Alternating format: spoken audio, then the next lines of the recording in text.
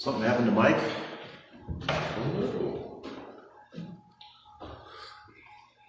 He usually calls or lets somebody know.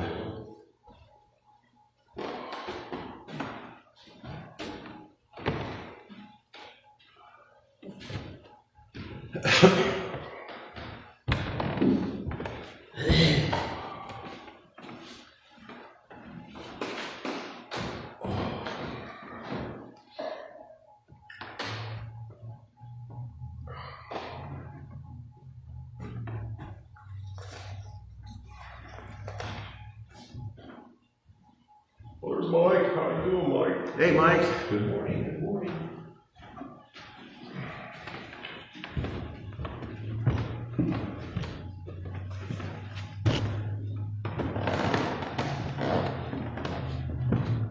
Astromerias. Astromerikas? Is that what they are? Yeah. Actually, what I call them is on sale at Kroger. They're the longest lasting cut flower there is. Yes. Mostly they're grown commercially in the Netherlands. They're called Astromerias. Well, those are the ones I look for because they do last. They'll almost last a couple of weeks. Yeah. Let's put a whole bouquet on the piano. What do you think? Well, yeah, I was going to put yours up. Oh, okay. You got to go up there and place an honor. Yeah. These are.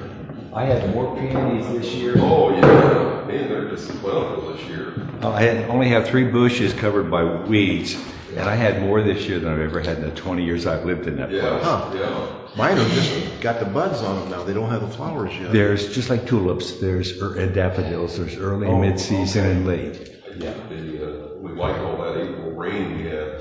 You know? Yeah. Yeah, they should be. Thank you. Just no mushrooms. I didn't get a mushroom this year. No mushrooms. No mushroom. I don't think it was warm enough. It rained. It was cold and rainy. Yeah. And I think you got to have some like 85-degree days of rain for them to pop.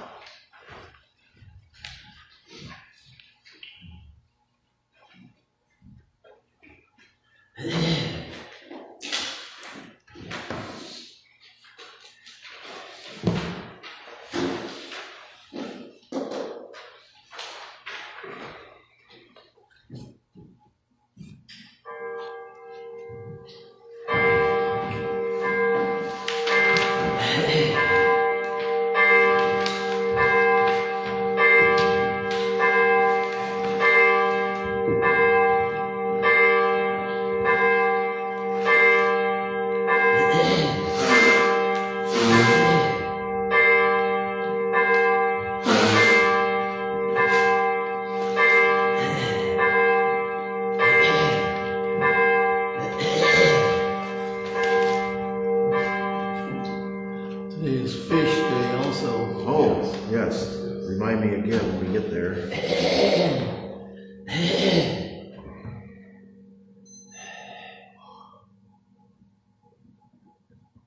Trying to get all my stuff down here. All right, welcome to First Universalist of New Madison. Really nice spring day. cool. It could be a little bit warmer, but at least it's pleasant and plenty of rain.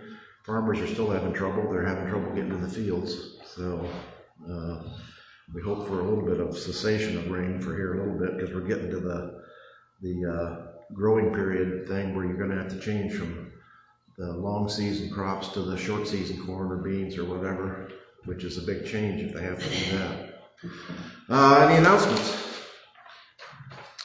Got a note from Derek, the 29th, is that when he said? Yes. Derek will be back the 29th. He's always, he asked, you know, if we would like to have him, and I said, you're welcome here, however often you want to come, so we'll see how that works out. All right, Prelude, The Way We Were.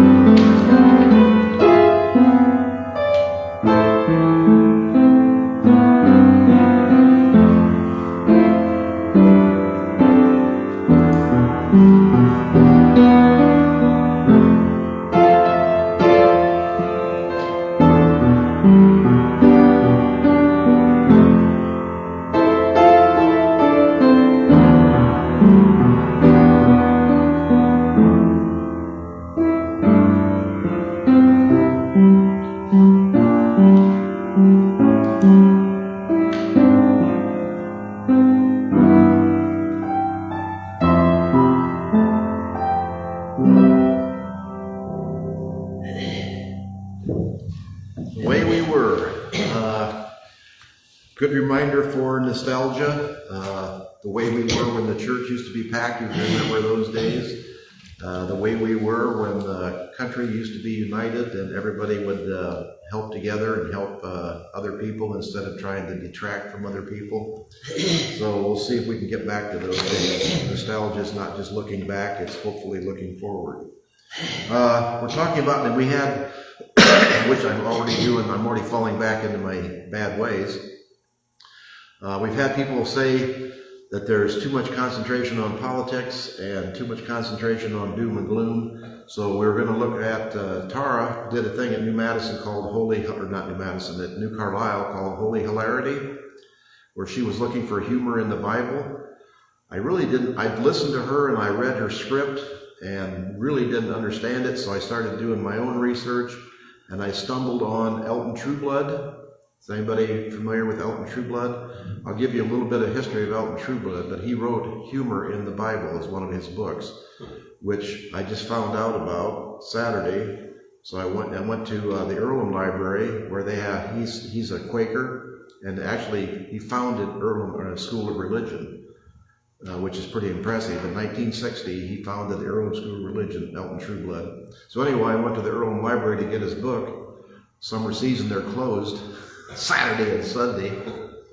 So I went to Richmond Public Library, and they have his book, but it's in the reference section, so I couldn't take it out. So I had to sit there and try and skim it and get some ideas out of it. So we may come back and visit Eldon Trueblood later sometime and do a little bit more. But anyway, there is humor in the Bible. People think that the Bible is, and maybe mistakenly, that the Bible is a serious thing and you have to be serious about it. And they also think of Christ as being a very serious person. But if you look from what Tara has found and what Eldon Trueblood has discovered, there is a lot of humor in the Bible and a lot of humor in Christ, his sayings himself. They're not always hearty har humor, but they are a subtle irony and a subtle different look at the way things are. So that's why we start with this. The fishes and the loaves. And the humor is, I can't eat that, I'm a vegan. Has that fish been tested for mercury? And is that bread gluten-free? Pretty much what you would get if you went to a crowd today. So, all right, the chalice lighting. I breathe in the warmth of this light, its glow filling the spaces where fear and doubt reside. I breathe out tension. I release what no longer serves me. I breathe in the strength of our community, a sanctuary of diverse voices and shared purpose. I breathe out the urge to go it alone. I embrace the power of togetherness. I breathe in the courage to speak truth, even when it trembles on my lips. I breathe out the silence that holds me back. I make space for honesty and justice. I breathe in the hope of transformation, knowing we are here to build and to heal. I breathe out despair, trusting that change is born in small acts of love. As we light this chalice, may each breath remind us of the sacred rhythm of life, the pulse of creation, and the power we hold to shape the world around us. Our opening hymn is 122, Sound Over All Waters.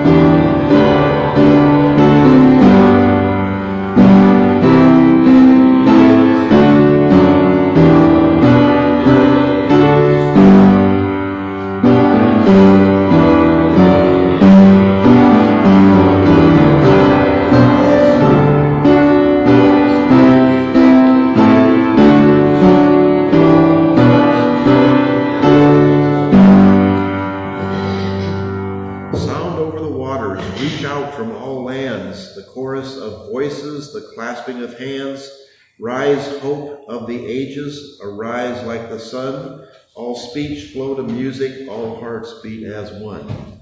The lyrics of these hymns are pretty impressive if you go through it. And I don't know whether GPT or whatever those artificial things, any of those sing lyrics of songs. We have to look at that and see.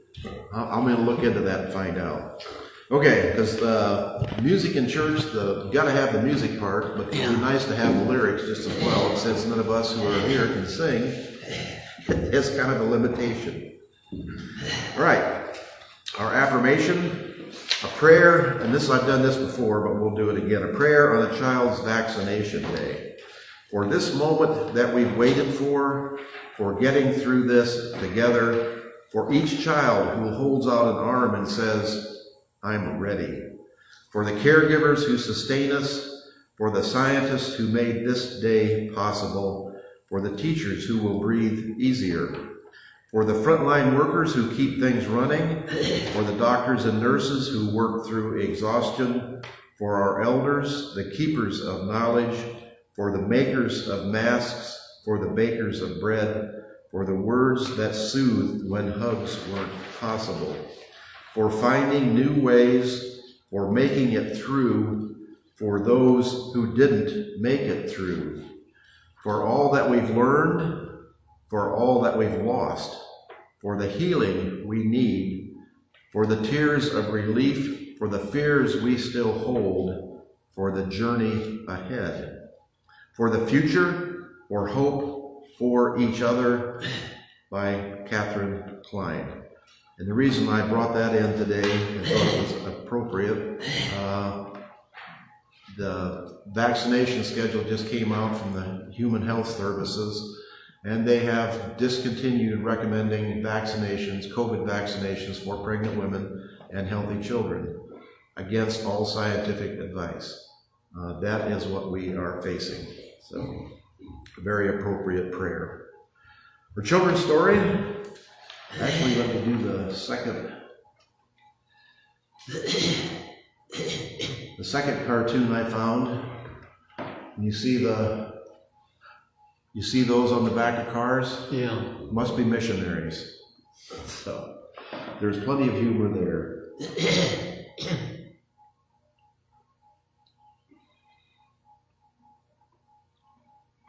Humor in his teachings. While many picture him as always solemn, the Gospels reveal moments of wit, irony, and playful exaggeration that both challenged and engaged his listeners deeply. For instance, when Jesus spoke of a camel going through the eye of a needle to illustrate how difficult it is for the rich to enter God's kingdom, his audience would have imagined an absurd, impossible scene, sparking laughter and serious reflection at once. Another example is when Jesus nicknamed the disciples James and John the sons of thunder, likely teasing their fiery tempers with affectionate humor. His parables often used exaggeration and hyperbole, like the man with a plank in his own eye trying to remove a speck from another's to expose hypocrisy in a vivid, memorable way. These touches of humor made his teachings relatable and unforgettable, breaking down barriers and inviting people to think differently about life and faith. How does recognizing humor in Jesus' words change the way you understand his message? What do you think?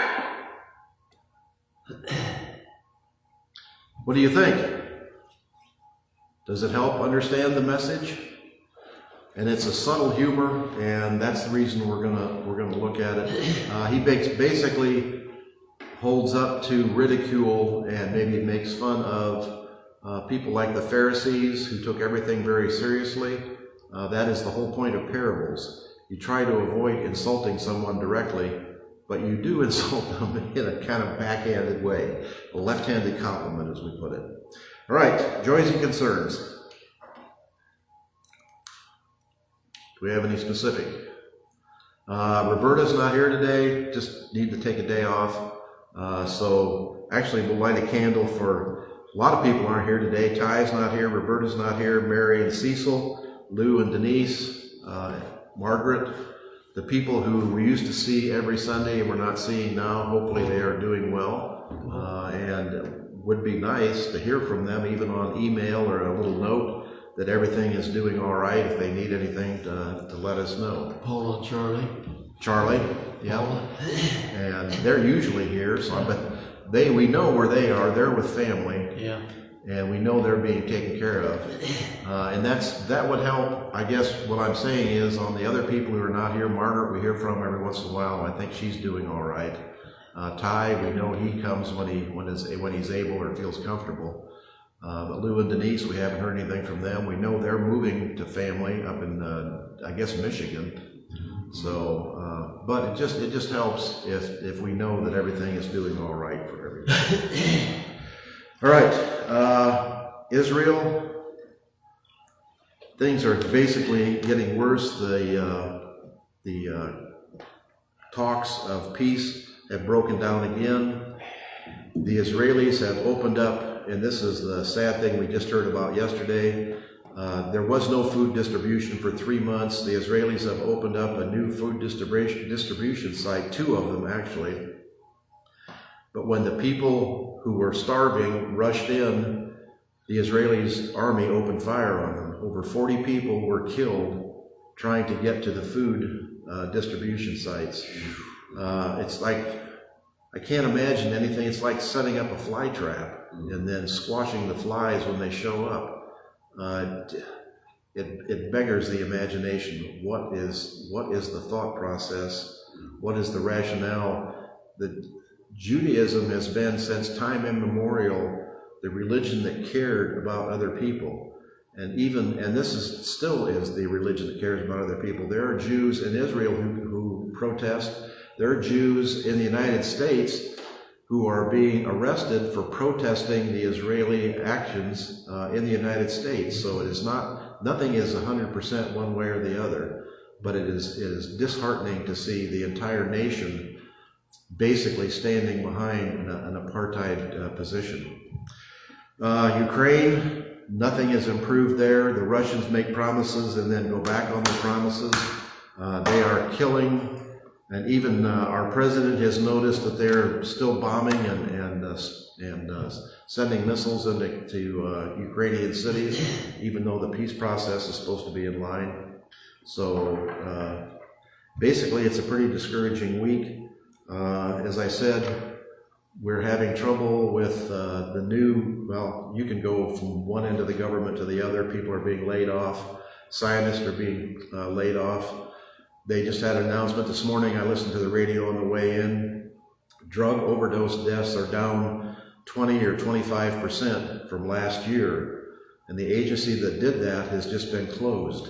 The agency that supported all these drug education and drug interdiction and everything else, the Health and Human Services, Secretary Kennedy has closed that agency.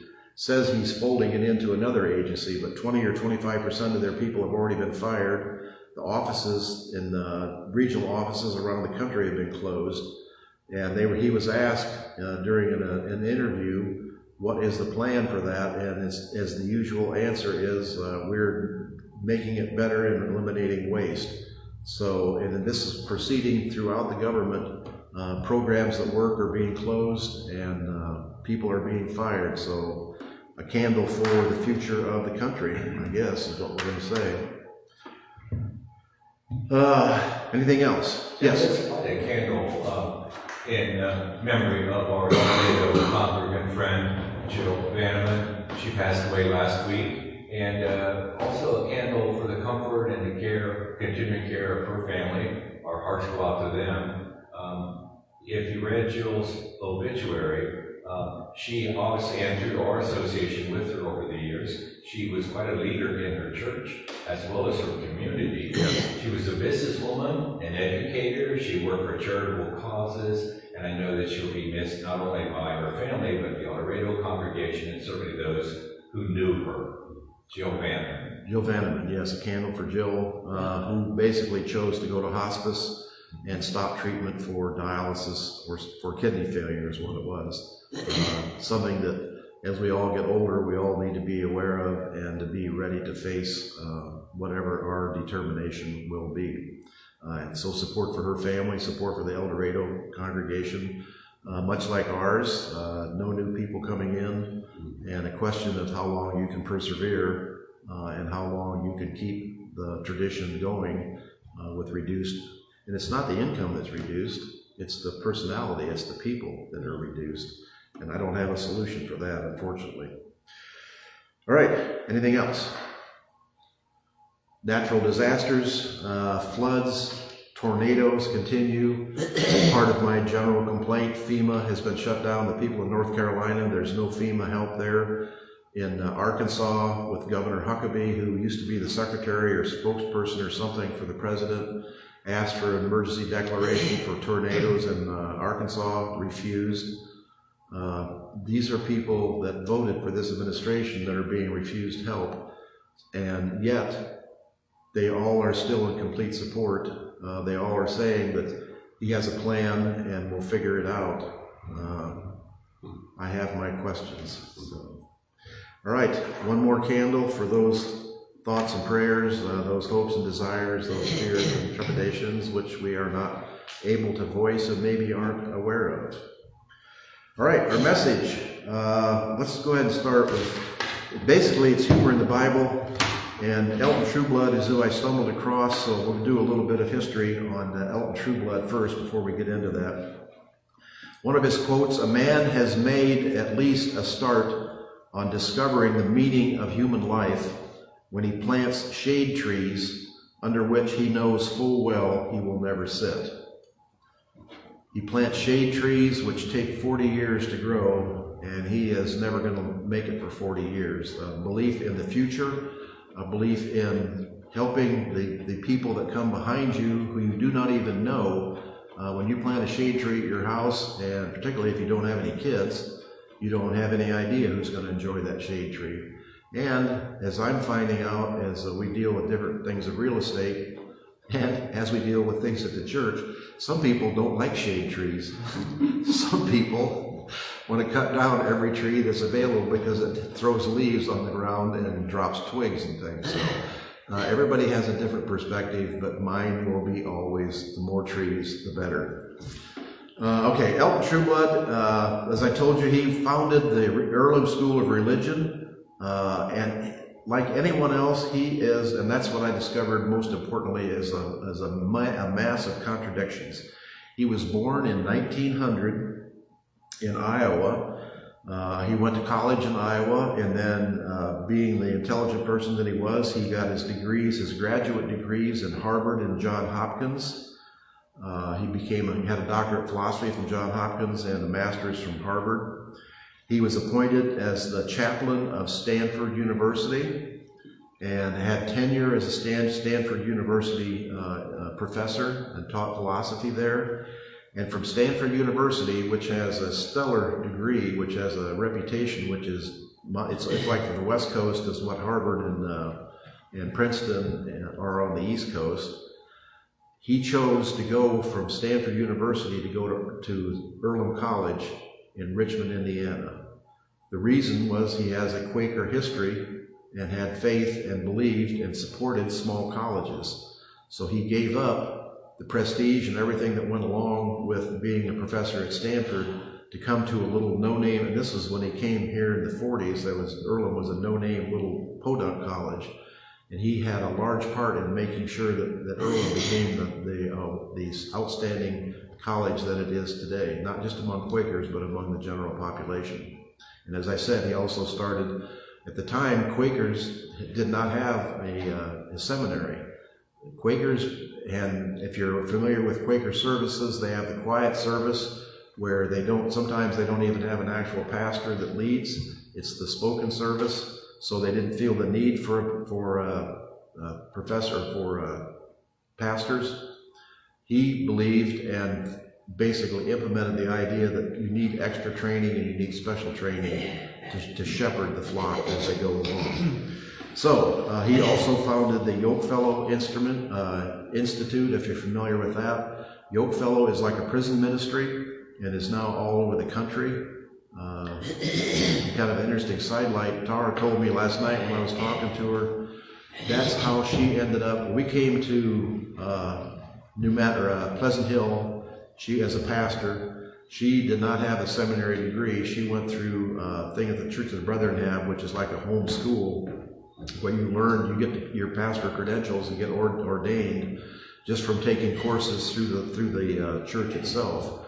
But she wanted her seminary degree, and because she had been in the prison ministry and had started the prison ministry in Troy years ago, she got on the mailing list for the Yoke Fellow Institute, and that was what turned her on. She wasn't even aware. She probably would have found Earlham School of Religion no matter what, because the Brethren Seminary was in Elgin, Illinois, which she was not going to be traveling to do that from Pleasant Hill, Ohio, and found out that Earlham School of Religion was there through the Yoke Fellow Institute. So she applied, and that's where she has graduated with her master's in divinity.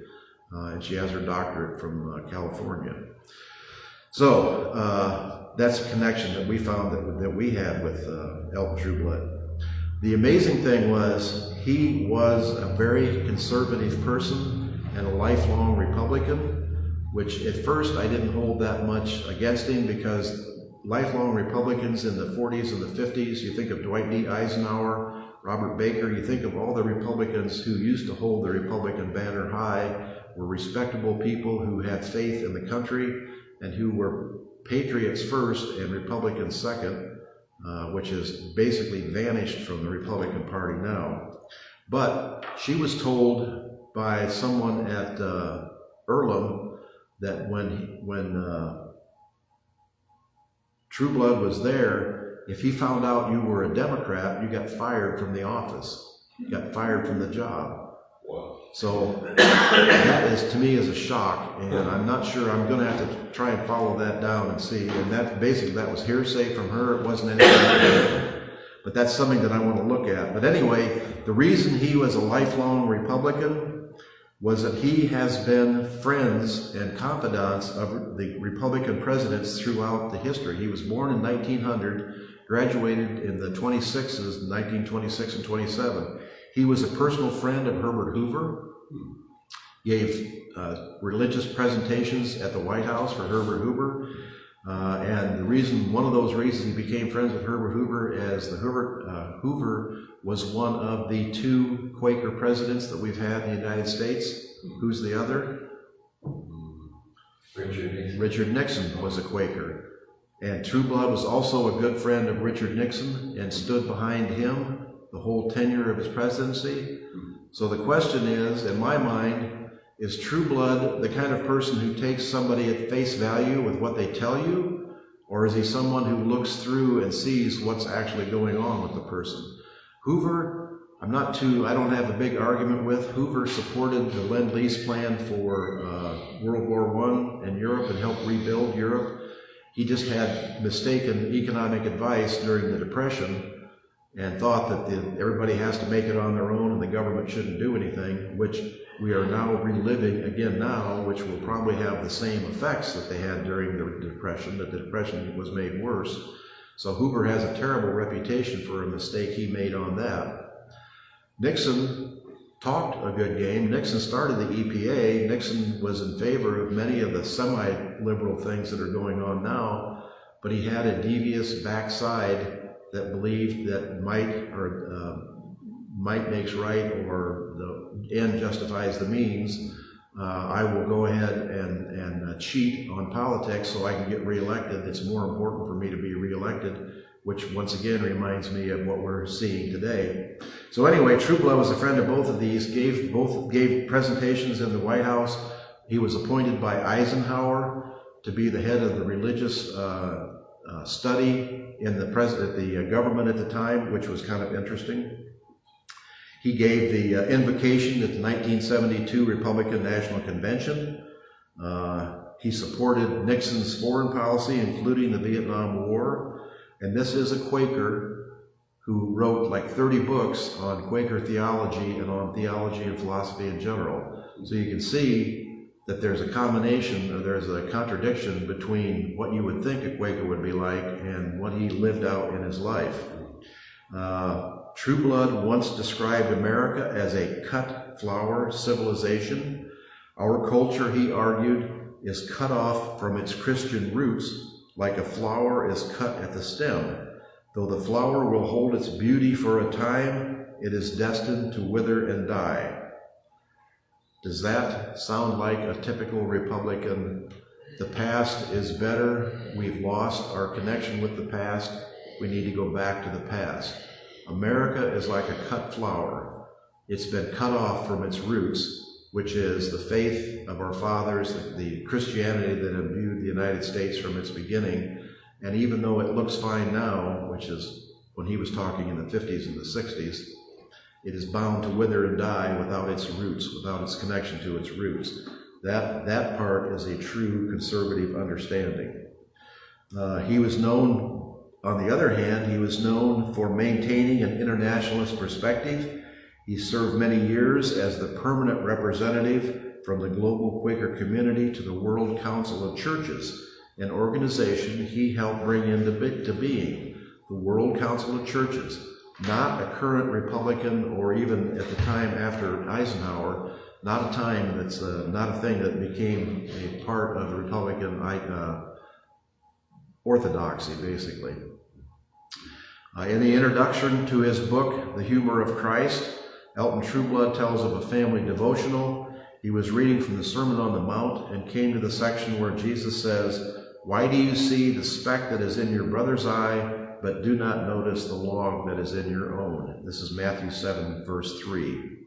His young son began to laugh hilariously. Trueblood notes the child had gotten the joke that adults pass over. Jesus used a very incongruous picture, a staple of humor, to make his point. Humor often punctures us and gets our attention in the ways that simple declarations fail to do. We see examples of Christ's humor when he speaks of religious leaders scrupulously concerned about the outside of a cup or a plate, but the inside of the cup is full of greed and self-indulgence. Matthew 23, verse 25.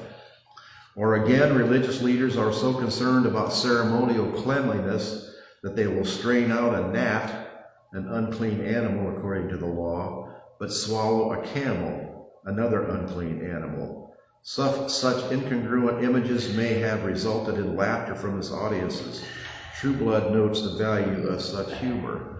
When he made these little parables and these little things about the eye of a camel, the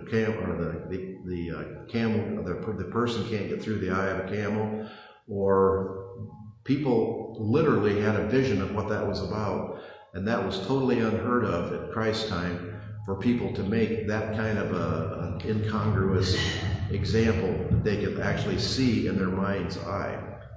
If it were not for the medicine of created laughter, there would not be adequate antidote to pride and vanity among men.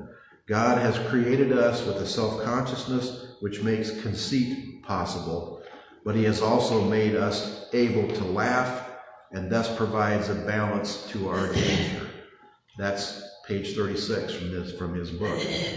In other words, Christ has pointed out the fallacy of the pompous, self-important, boy, this rings a bell, people who tell you that they are the brightest genius in the world or the smartest people in the world.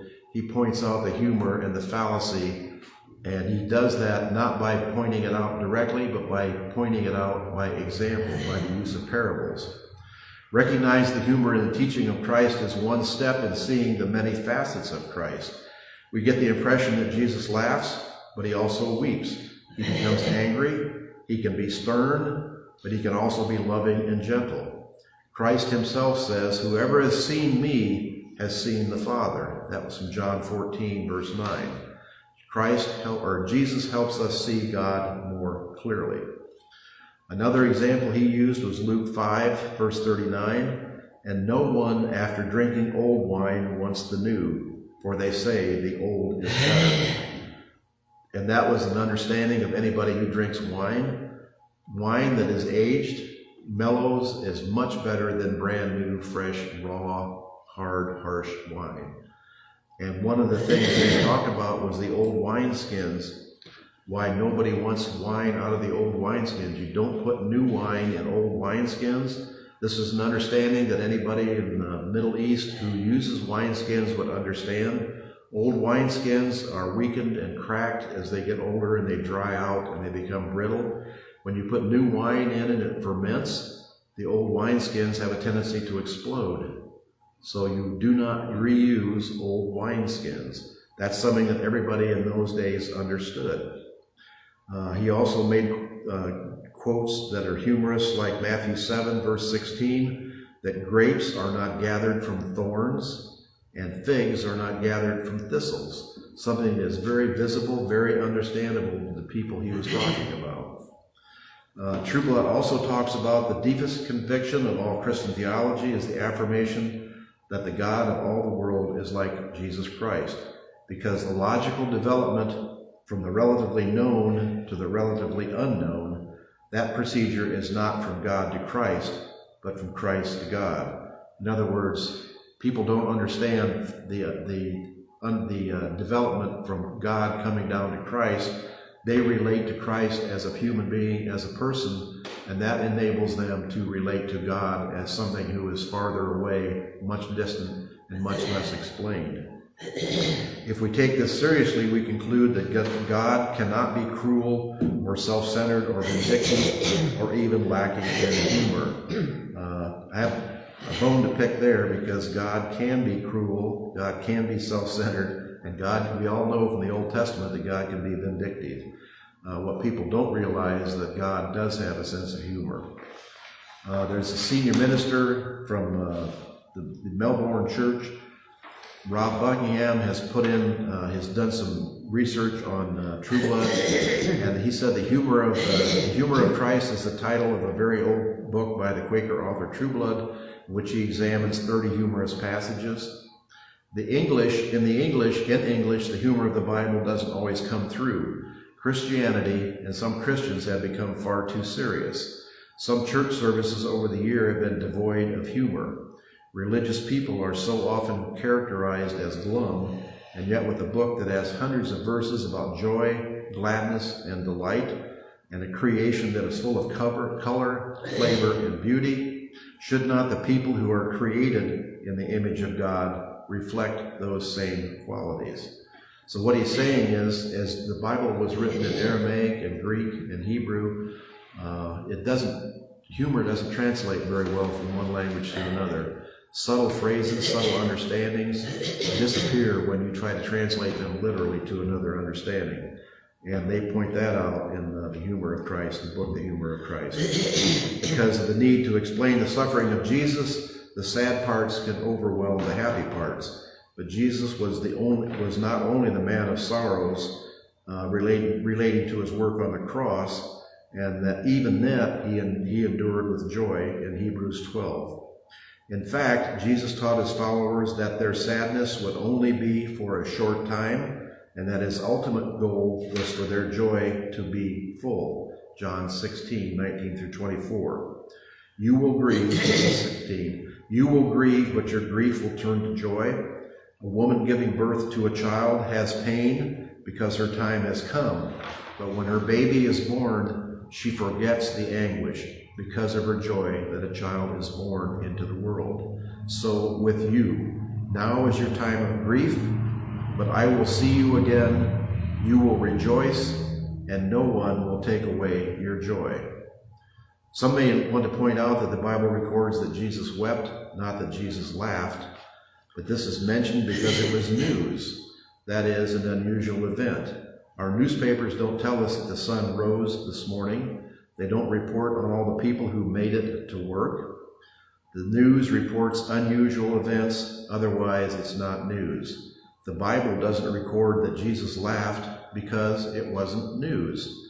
And there's plenty in the Bible to indicate that Jesus was a happy man. Hebrews 1 verse 9 teaches us that God has set you above your companions by anointing you with the oil of joy. He was a joyous man because he was filled with the Spirit, and thus had the fruits of the Spirit, including joy. Jesus attracted people, particularly children loved Jesus. They would climb up into his arms and he would bless them. No one is attracted to a sour-faced individual. Jesus told people, be of good cheer. Surely he practiced what he preached. He gave his joy to others, and you have to give it to them. Jesus used humor in his teachings, statement like take the beam from your eye, strain out a mosquito, and swallow a camel going through the eye of a needle, all would have been funny to Jesus' followers. The overly serious Pharisees accused Jesus and his disciples of being gluttons and drunkards. Of course, they were neither, but in the eyes of stern religious people of the day, they were guilty because they associated with people who were. The first miracle Jesus did was turning water into the best wine at a seventh-day wedding feast. Unfortunately, to some of the Christian faith over the centuries has been about turning wine back into water. Jesus lets Matthew throw in a huge banquet with all of its tax collector buddies. The happy party causes religious leaders to criticize, complain, and talk of fasting and prayer, obviously because that is more spiritual than eating with friends. Jesus responds with humor, sarcasm, a parable, and then a sigh, that despite his presentation of truth, they, like fools, will stick to their old ways. Even the morose and peevish John Calvin, known for burning his opponents at the stake, had to admit in his Institutes of the Christian Religion, we are nowhere forbidden to laugh or to be satisfied with food or to be delighted with music or to drink wine. All right, there's a little bit more, but most of these are the same examples.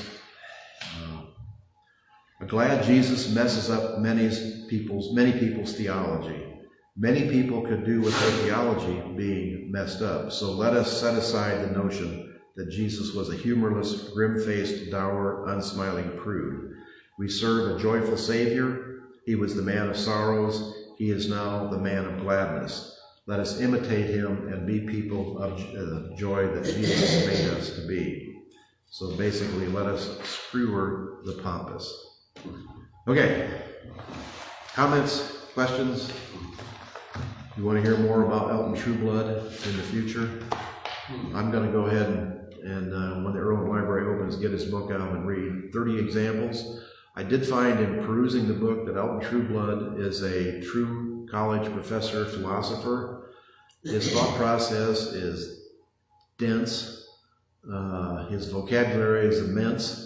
So it's not something you just skim through. I contrast it to Richard's essays, which we have done here before. Very readable, very understandable. The meaning comes through instantly as you look at them. Elton Trueblood, it's like any theology person. You have to actually study what they're saying. You have to actually think about what they're saying to have it come through and be understandable. To just read it, which some of the things I read to you, even as I was reading them, they didn't make any sense to me. The sense is there, but it's not on the surface, so you have to work at it a little bit. But he seemed to have been a monumental figure, particularly since he is so close to us in Richmond with Earlham College and founding the Earlham School of Religion, which we have many connections with from Derek, many of these people. And I guess I can throw this in. Earlham School of Religion is also suffering. As you know, Earlham College, and as many liberal arts colleges, are suffering a decrease in attendance because nobody's parents wants to spend $40,000 a year for a degree in music or art history or something that's not going to make them money. So their attendance is going down. So Earlham is struggling for money. So what did Earlham do? They went to Earlham School of Religion's endowment, which is millions of dollars, and they just took a big chunk of their endowment. They just went into the bank and took their endowment, took like millions of dollars out of their Earlham School of Religion's endowment, because Earlham School of Religion is attached to Earlham College. So there's some dissatisfaction and some dissension going on there. And we have no idea where all this is going to shake out. And I guess if we want to expand the scope of that a little bit, there is now a governmental war on universities in the United States. Harvard is being attacked. They're firing. They're from every direction. It's pretty incredible. They've taken all the federal funds that for scientific studies, so all these scientific programs have been canceled and the funds have been jerked. They're foreign students, like 20 or 30% of the students from Harvard are from China and Europe and all around the world because Harvard's had such an outstanding reputation. They are now going to revoke the visas of all these foreign students, so Harvard could lose 30% of its students. This is a war against higher education. You thought the state of Ohio had a war against critical thinking and tried to take over the high schools. The same thing is going on in the United States as a whole. The whole university system is being attacked, and it is being forced to toe the line and say what the government wants them to say and not say anything they don't want them to say. Columbia University, the same thing happened there when they tried to control the demonstrations, the anti-Israeli demonstrations for Palestine. They were attacked by the federal government and all their funding was withdrawn. A pretty serious situation with the freedom of speech and the independence of universities in the United States. Okay, let's see. Offering. This is Fish Sunday, so please feel free to drop something in for the fish. And we're going to hear Love Will Guide Us.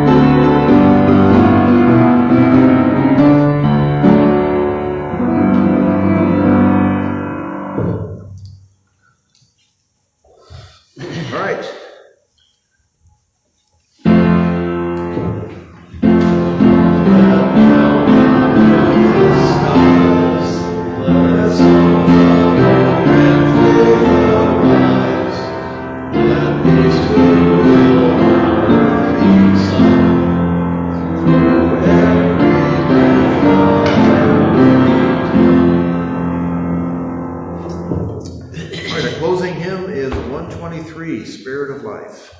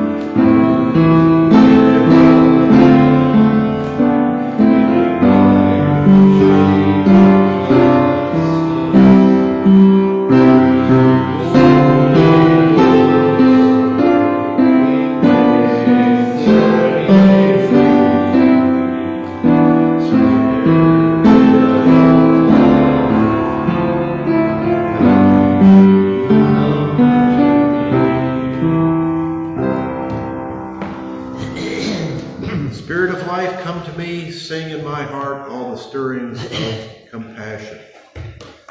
All right, Extinguishing the Chalice, Delighted and Renewed by Rebecca Savage. As we come to the end of service, may you depart from our time together, buoyed by the spirit of life, delighted by the warmth of our gathering, and renewed in soul and mind. As we extinguish the flame of our chalice, may its lingering spark be carried in your heart until we are together again. Right.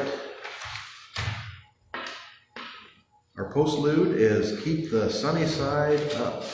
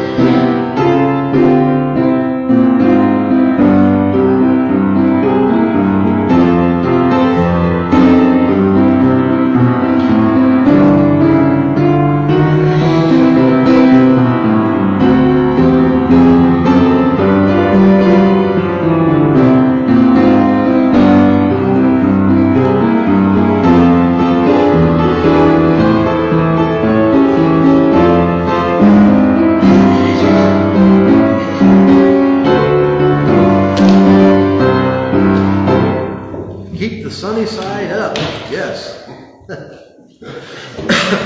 We'll leave our one candle lit, as we always do, for absent friends. Hope to hear from them as we go along. If there's anything we can do to help anyone, let us know. We are always available. Our obligatory horse picture, live life like someone left the gate open. No matter how grim and dreary the times seem, there is always room for joy in life. Right, have a good week. Coffee and donuts. So that closes our Universalist Church of New Madison this week. There is a jubilant when you leave the gate open. There's a jubilance on the part of animals. I was at my parents' house one day, sitting on the front porch, and up on the curb of the road where they lived, there was a family that weren't taking good care of their animals. They fed them, they were always getting out. Well, one day they got out and they were in my dad's bean field. He was not happy. He was at the age where I got the call because I guess I wasn't there yet. So I went over, calmed everybody down. These heifers went way out in the woods. They couldn't get them, and they didn't know who to call. So finally, I went up and put a note on the door. And so we're sitting on the porch, and pretty soon these teenage girls come up, and they go, "Where are they?" And we go, "Well, they're back there." They got them out more toward the road, and the heifers were walking along. There were 3 of them, and then they were almost up to the curve of the road. We could hear them. And an infamous quote was that uttered at that time that only Dark Countyans would understand. One of the heifers diverted ever so slightly and ran like heck on the other field. And the girl said, "That does it, Crystal. You're not going to the fair." Thanks for humoring. I love that story. Well, there's something about animals. If anybody and you've probably seen pictures of the dairy herds, it's impossible anymore because they never get out. But when we were dairying, and it used to be in the old days, we always had a 2 or 3 acre pasture that we let them grow up. We kept them in all winter in the free stalls and on concrete. But in the spring, when the grass was up and it dried up enough, they wouldn't ruin it too bad. You open the gate and let the cattle out. And these full-grown Holstein cows with udders the size of giant suitcases, kicking their feet up and throwing their tails up, and their udders were flopping all over the place. They were so happy to be out on the grass, out on where they were in nature and God intended them to be. It's sort of like those 2, I don't know, 2-day, 3-day-old little beautiful cats who kick their feet up and run around while mom's watching them. There's nothing more beautiful than that. And that's, you see that on Facebook. I get these reels. I see it. That is joy. That is. And that's something that farming has lost. And that this used to be when you had pigs, you had sheep, you had chickens. They were all out in the grass, out in the yard, out where you could. And the pigs. I mean, for as much as people make fun of pigs, they really enjoyed being out on the grass. Pigs on pasture is quite the thing. Yeah. Now with commercial farming, they're raised like inanimate objects. They They're stay in factories. factories. And they're treated like, almost like they treat people in factories. You sit at your little station and you do the same repetitive thing over and over again. There's an Iowa farmer on Facebook that's got quite a following. And he has one of those giant mechanized farms that, they're on carousels and are automatically milking all this. But he shows the calving area where they go when they're about ready to have the calves, and the pre-calving area. I mean, it's a science. Well, he must be well-spoken, well-accepted in the societies and the clubs and the organizations, because he really has a heart for them, even though it's all mechanized. And he speaks, I guess, all over the country on the joy of raising animals, but still being able to make money. And that's, PETA complains about, and there's, farmers have a connection with their animals. Every one of our cows had a name. They all had personalities. We knew their cow, we knew the daughters. We knew the whole family. They're an investment. And we're losing that with the commercial farms with 5,000 cows. They're just numbers. And many of them now are farmed with Mexican labor who don't And they're speak tracked by English. computers. Everything is tracked by computer. Yeah, the milk production. And it's a loss of connection, and maybe that's the reason we are lost as a nation. Could be. The Church of the Brethren used to be small farmers that were honest and took care to do what the right thing was in politics, and we've lost the small farmer. I went to an elementary school where what you just described. I had a small